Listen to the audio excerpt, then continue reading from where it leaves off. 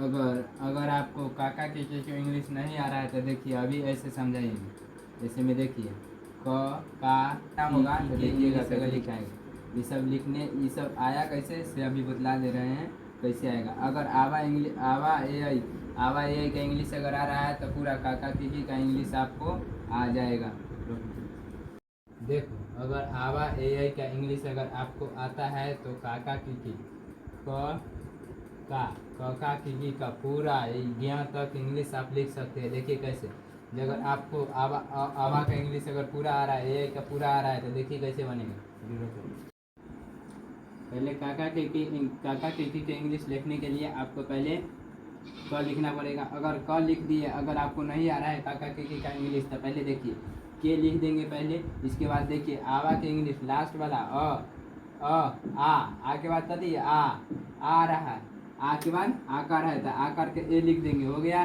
की में ई आ रहा है तो के लिख देंगे। उसके बाद ई के इंग्लिश क्या है आई है ई के ई आई लिख दिए। उसके बाद की उसके बाद क्या है देखिए के लिख देंगे। उसके बाद ई के क्या है डबल ई के डबल ई है। देखो अब कू क्या है के से कू यू ऊ बोला रहा है क्या ऊ के कहते यू। उसके बाद कू कहते कू बोला रहा है तो के।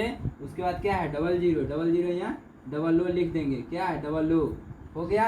उसके बाद देखो अब के है के ई से गए। देखो ए आई में आ गया देखो ए आई यही है ये देखो के से के ई से के। अब देखो इसके बाद क्या है ए आई। इसके बाद यहाँ लिखेंगे के यहाँ ए आई लिख देंगे हो गया। देखो अब इसके आगे क्या है ओ यहाँ लिखेंगे। देखो के ओ से कू। उसके बाद क्या है के ए यू। उसके बाद क्या है के ए एन। उसके बाद क्या है के ए एच। देखो काका की इंग्लिश अगर लिखना है काका की को इंग्लिश लिखना है तो आवा ए पूरा इंग्लिश रहना चाहिए।